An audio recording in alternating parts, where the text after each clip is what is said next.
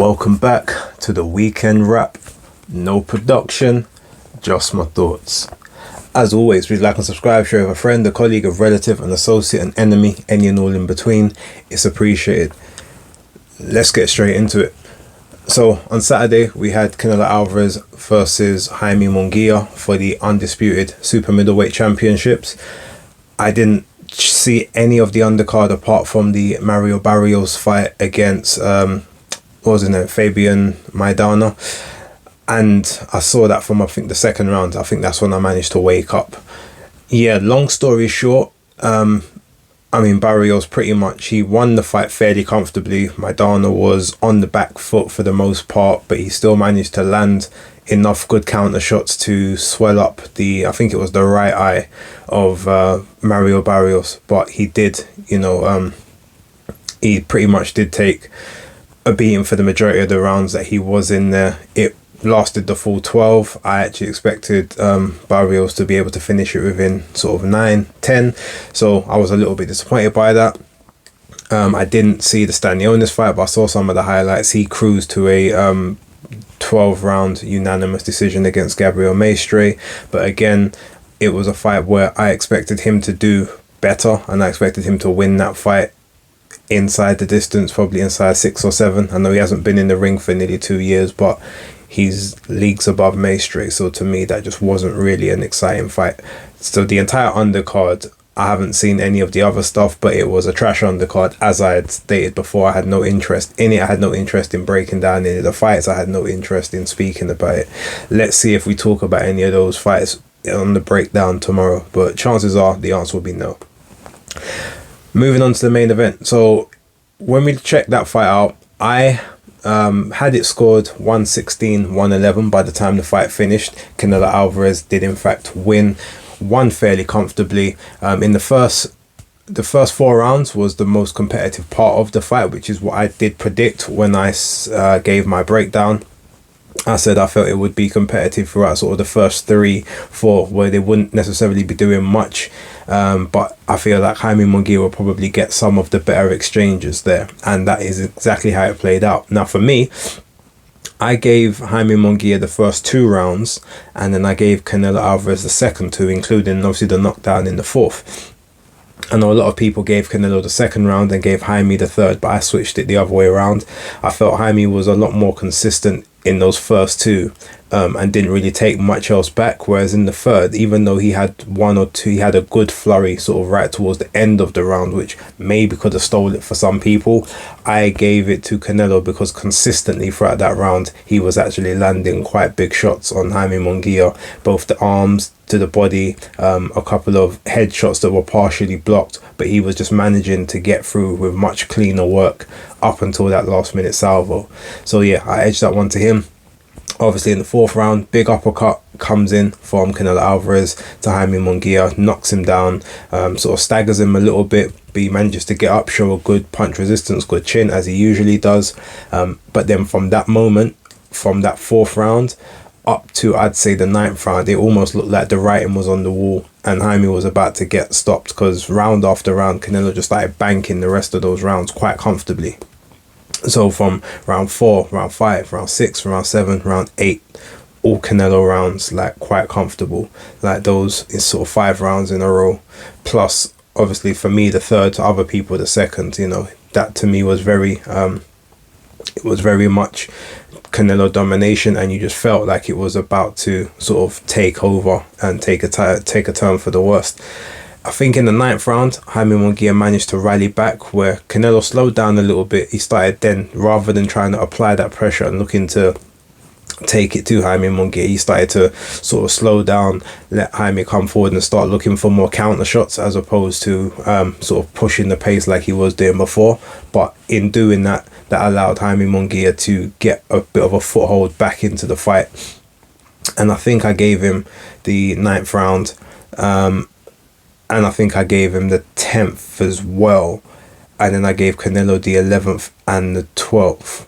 It's either that or I gave Canelo the 9th, I gave Jaime the 10th and the 11th, and I gave Canelo the 12th. It's one of those. I would have to check my scorecard. I don't remember. I've only watched the fight once, so I don't remember exactly. But yeah, you guys will see that on the breakdown. Either way, I expected Canelo. I was predicting a ninth round KO, and all the way up until that sort of ninth round, it was looking like it was on the cards. So there may be a bit of an issue as to why he wasn't able to necessarily get that stoppage. But that being said, if you see the two of them in the ring, Jaime Munguia looked like at least 12 to 15 pounds heavier than Canelo in the ring, much taller, much broader, obviously longer reach. So all of that stuff probably plays into the fact of being able to maybe take the shots a bit better, especially when you became accustomed to them. After the fight, Canelo said, look, if the money's right, I'll fight whoever tomorrow. Like, it's not a problem. I'll fight them right now if the money's right. David Benavidez, it can be him. I don't know who I'm going to fight yet. I want to enjoy my family. He also did beckon for David Benavidez to come in the ring after the fight, but Benavidez chose to stay outside in the... He chose to stay outside and in the crowd, which at the time, I know some people were saying, no, he bottled it, he doesn't really want the fight, etc.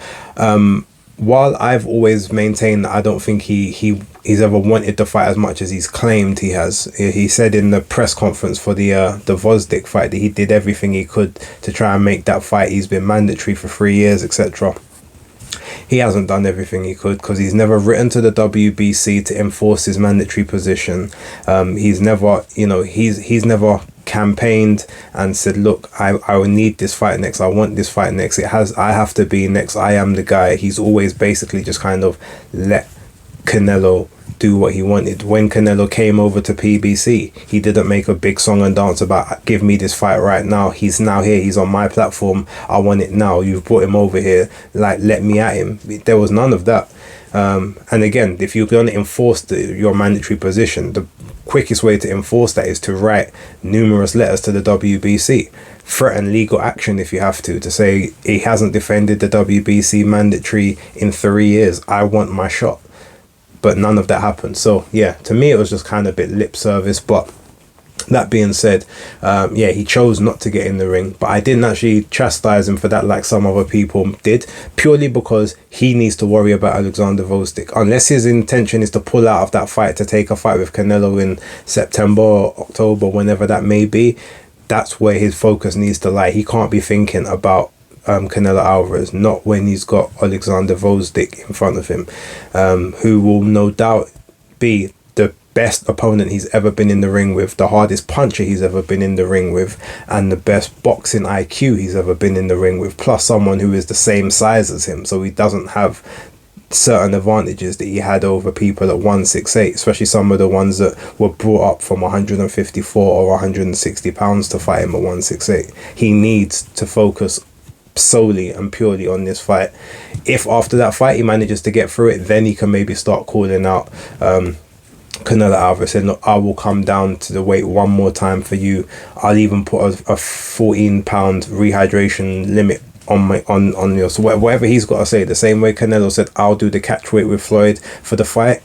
If he really wants it that badly, maybe he can offer something like that. I'm not saying he should. I'm not saying he should have to. I'm just saying if he wants that fight as badly as he's claiming, maybe there's concessions he has to think about making. That's where I'll leave that.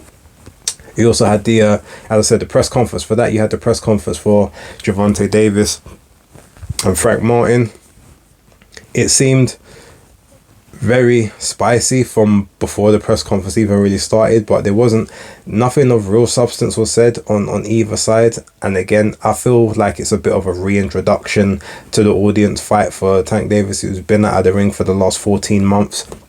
It doesn't really seem as if anyone's excited for it. Like they put it on the Canelo weekend to try and get a bit more traction for it. Obviously all of the media and the press would have already been in Las Vegas, so where better than to now do this big press conference where you can get everyone to ship over to here on the day and then go to the arena afterwards.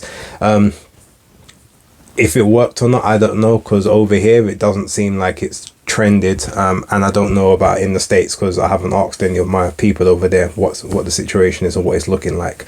So yeah, I guess they're gonna have to do some work in terms of like getting that one sort of prepped and matched up, because most people just think Frank Martin is over his head in this one, and I firmly feel like if he loses this fight, then the Ghost will be the right nickname for him, because we probably will never see him again. But yeah, that's sort of my thoughts on that one. Moving over to today. Now, I managed to watch from I think it was the fourth round of Takuma Inoue versus Sho Ishida. It may have actually been the fifth round. So I didn't see the entire fight. Can't really comment on the entire fight. I do need to make a correction. On my breakdown video, I think I said that Sho Ishida had been a multi-weight champion before. I got that. I must have been thinking of someone else. It's not actually Sho Ishida. He's fought for a world title on 2 occasions. This was his 3rd occasion. He's very well known in Japan as sort of like a good, sort of that good level gauge test at the sort of in that bantamweight level. But yeah, he's never actually won a world title. So this would have been his first opportunity, his first credible win had he have won the fight. But from what I saw, Takuma Inoue pretty much was boxing at will. Busted up his nose a bit. He did manage to, obviously he got caught with some shots. His eyes did swell up a bit. There was a couple of telling off by the referee for head clashes or holding the head down, things like that. I think I'm trying to think, did he get a point taken off? I think he didn't get appointed, but he got warned about it a couple of times. But towards the end of the round, he stayed more in the pocket, similar to what he did in his previous fight. So he must start really be believing in his power, or maybe a newfound power level that's come in. Not quite sure, but from what I saw, it was a fairly comfortable victory. Like Sho Ishida is a naturally sort of taller, bigger guy, but he did quite well. From what I saw, and I feel like it will be that's good sort of preparation for him to potentially look to maybe another unification. I do actually believe that with Yoshiki Takei beating Jason Maloney in the fight afterwards, I think that now makes all 4 champions in the bantamweight division Japanese. I'd have to double check that one, but I think that's actually the case. So there should be no politics in order to get some unifications and to get some potentially undisputed champions at the bantamweight limit. So that would be pretty good to have moving forward. Yeah, in terms of Jason Maloney and Yoshiki Takei, I predicted Takei would win via sort of a stoppage in about round 8 or 9. I felt that Maloney, while he's sort of tough and he manages to get into range, I felt that Takei's extra sort of athleticism and explosiveness would sort of tell in the first half, where he might start ripping to the body a bit, throw a few good shots to get Maloney's respect, and then sort of maybe take it out of his control sort of in that back stretch of the fight. But it actually turned out that realistically it was more the other way round. It was actually Jason Maloney who came on stronger towards the end of the fight, where Takei started to actually wilt. He'd never been the 12 round distance before, and it really started to show sort of from round 8, 9, 10 onwards that he was starting to flag a little bit. His defense was non-existent in a few of those rounds, and to be honest, I'm surprised that he actually stayed on his feet in the 12th to see the final bell. It's almost like he was trying to gift Jason Maloney the knockout by not being able to keep his hands up. He was swinging and exchanging with him, but Maloney luckily unluckily wasn't able to sort of secure a final knockdown, and the cards were quite wide for Takei at the end of the fight, which, to be honest, wasn't really that bad of a thing. It was a fairly ish type wide fight. I mean, Maloney was in a lot of the rounds, but he just wasn't doing enough to show that he was winning them. So yeah, I can understand why the cards were as they were, but I maybe would have had them maybe a round closer, primarily. But yeah, congratulations to Yoshiki Takei, but he's gonna have to really sort of fix up on his defense, work on his cardio, and not just expect to knock everyone out, because this is the first time he's gone the distance in his 9 pro fights. But obviously he's got good toughness from his kickboxing days, so I guess his chin's not going to be in question, although he was rocked on a couple of occasions, not just in the last round. So he's definitely got to tighten up a few bits and pieces there. Finally, moving on to the main event, you had Naoya Inoue versus Luis Neri, and this fight started with a bang and ended with one. All inside 6 rounds, beautiful work. In the first round, both guys were basically, they almost threw tactics out the window. They threw like boxing out the window and just started trying to swing haymakers at each other. No setups, no sort of jab 1-2s, no trying to work to the body to lower the guard, nothing. Both Luis Neri was just swinging the left hand from the southpaw stance, sometimes very wildly, missing wildly. Inoue was doing the exact same thing until finally they managed to get up close. Inoue missed with a left hook, and then he ended up getting put into an unfavorable position where you got Luis Neri, who swung his left hook from outside the peripheral vision of Naoya Inoue. Boom, and it actually spun him around, and he fell to the floor to be floored for the first time as a professional. He got up on one knee, so I was watching the count, so you could see that he was lucid. He was clear-headed. He understood what was going on, but he definitely looked stunned and shocked, like, whoa, that's not supposed to happen. Like, I don't know this feeling. And then from after that moment, he sort of got up, he started smiling at Neri, and both of them basically started again swinging away. Inoue almost trying to get it back in that same round, and he ended up sort of catching a bit, he caught some hands. I'll say he definitely caught some hands from Neri at this point. He had to hold on a couple of times, had to duck and dodge underneath some shots that were raining, which you felt like if they had connected could have potentially put him down again. But he managed to see himself out of that first round. And Luis Neri looked like he was on course to shock the world, and possibly shock the world early, similar to Buster Douglas and Mike Tyson, who was the last boxing fight to be in that Tokyo Dome like 33 years ago. But ultimately, after that, Inoue got himself together. In the second round, he started, he basically made one significant adjustment to not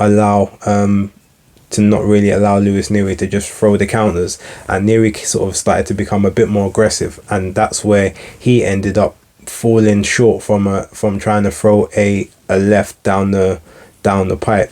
And then Inoue took one back step and put some torque into a left hook, which just took the legs away from Neri. He went down. Then third round, basically Naoya Inoue just managed to keep him holstered. Inoue was literally Neri, so he was just looking for counters. That's all he was able to look for, but he was just getting pot shotted and picked off from the outside, from the inside. Inoue is just ducking under shots, so he's starting to even showboat a little bit in the third, and then even more showboating in the fourth, daring him to tap the chin, like, come on, throw a shot, I've got it right here, come take it. He was having a blast at this point. He was doing Ben Whittaker at elite fighter levels without the dancing. It was just a sight to behold. Then in the fifth round, they get into some exchanges. He's finally got Luis Neri to start opening up again. Boom, catches him with another left hook, which takes the legs away again off the ropes. Neri gets up. He manages to survive the round, but his head's just getting pinged. From the fourth and the fifth, the head's just getting pinged all over the place. Goes to the sixth round now. Sixth round is like, I'd say Inoue pretty much beat a lot of the fight out of him. Boom, he catches him in an exchange with a straight right. He doesn't even throw it. He doesn't even throw it far. It's like it's cocked from the shoulder straight. Like there's very little torque on it. There's very little sort of weight. There's very little momentum into it. It's just a straight shot that goes straight through the target, bang. And then Neri just ends up slumping down the ropes, head through the last rope, and the referee's starting to count. He looks at him and then says, nice, over, and he's just down for the count on the floor. You got Naoya Inoue defending his undisputed championship at super bantamweight for the first time.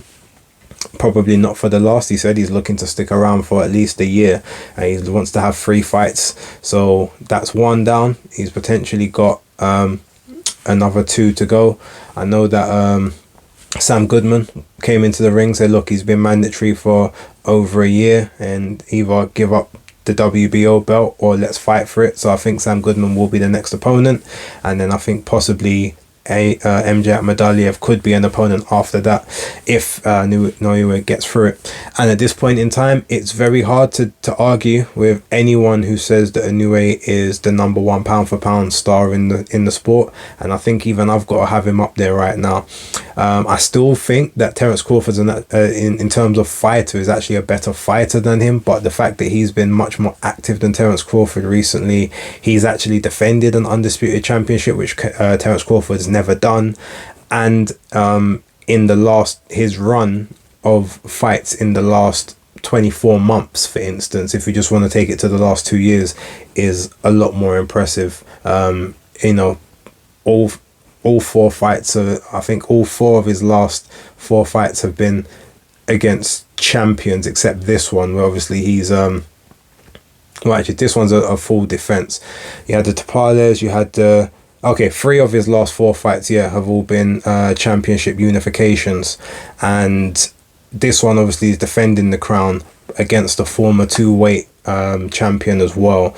So yeah, when you sort of just look at what have you done for me lately versus an undisputed fight against Errol Spence and essentially a keep busy tune-up fight against David Avanesian, I think Inoue has to sort of leapfrog him at this point. Currently champ at more weights, undisputed the same amount of time, beat more active reigning champions, beat more current champions, beat more career champions. So yeah, I think he's got to take that number 1 spot for the moment. Crawford can get it back if he manages to beat who's he fighting again? What's his name? You guys know, I can't believe his name's gone out of my head. 154 guy. Anyway, you guys know exactly what I'm talking about. I can't believe his name's gone out of my head.